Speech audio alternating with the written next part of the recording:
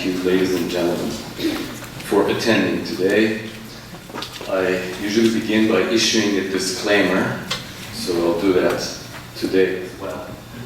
And the disclaimer is that when it comes to the Middle East in general, and when it comes to Iran in particular, we don't have any experts. We only have varying levels of ignorance. And since my level of ignorance is probably as low as anybody else's, I would like to proceed and share my wisdom with you today. First of all, I'd like to encourage you to continue with your organization and mobilization efforts even after President Bush leaves office, because of what John McCain said a few months ago. John McCain said that the only thing worse than going to war against Iran is a nuclear-armed Iran. Okay? And immediately after Mr. McCain, Senator McCain, made this statement, Senator Clinton agreed with McCain wholeheartedly. So even if the strategic strikes do not take place while the president is in office, you're not home safe free. So you should continue with your efforts. But now I would like to do three things today.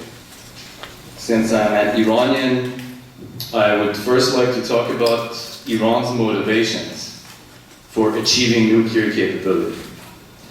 Second of all, I would like to address the issue as to how likely it would be for the Islamic Republic to utilize nuclear weapons, even if it achieves nuclear capability. And thirdly, I would like to talk about the consequences of an attack on Iran.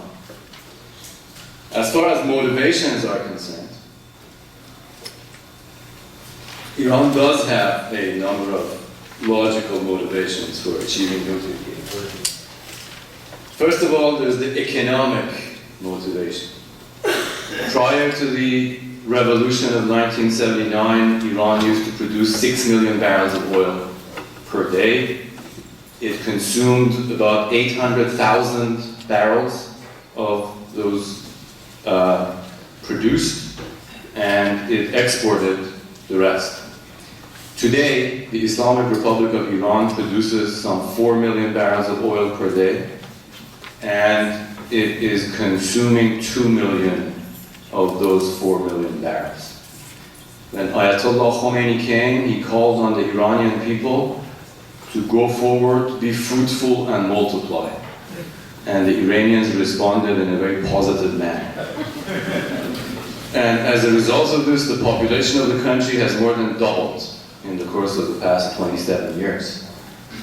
So, if the current trends continue, soon Iran will have no oil for export. And in light of the fact that the Iranian government derives more than 80% of its revenues from the sale of oil, it does make great sense for them to pursue nuclear technology.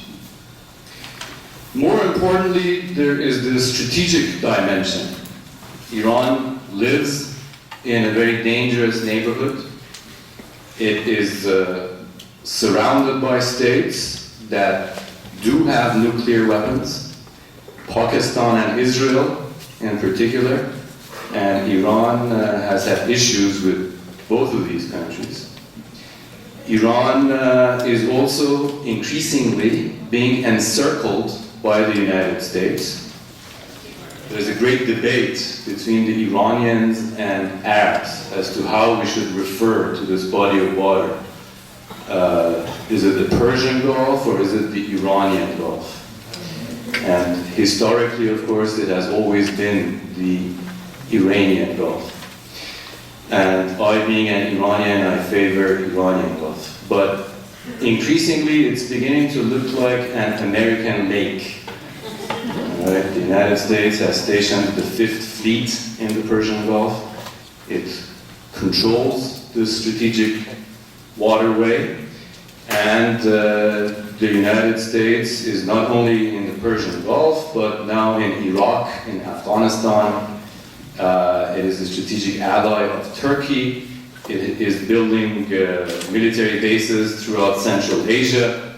So there's a perception on the part of Iran that it is being increasingly encircled by the United States. And the United States, of course, has made no secret of its intention to bring about the demise of the Islamic Republic. We have to remember that Iran is one of the founding members of President Bush's Axis of Evil. And only a few days after the US invaded Iraq, Richard Pearl, a prominent neocon, stated that although it's good to go to Baghdad, real men want to go to Tehran. And one would have to wonder why do real men want to go to Tehran. I think my friend addressed the issue. It's not because they want to go to Tehran and go to the kebab restaurant in Tehran. Because Iran is the most significant geopolitical asset in the Middle East. It is the country that has the longest coastline along the Persian Gulf, and it is the only country that connects the Persian Gulf region to the Caspian Basin. Both of them extremely significant sources of hydrocarbon.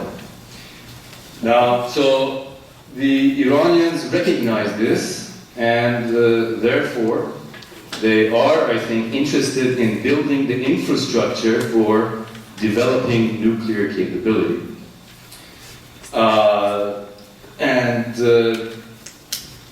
That doesn't mean, of course, that they will, even if they were to acquire nuclear capability, they would utilize this weapon. They want to have nuclear technology in order to use it as a deterrent against foreign intervention, against potential American aggression or potential Israeli aggression. They want to have access to nuclear technology in order to preempt a preemptive attack. All right? And it certainly makes sense for the Islamic to pursue the nuclear option. The ruling clerics in Iran believe that they have guarded against regime change. They have managed to guard against regime change from within.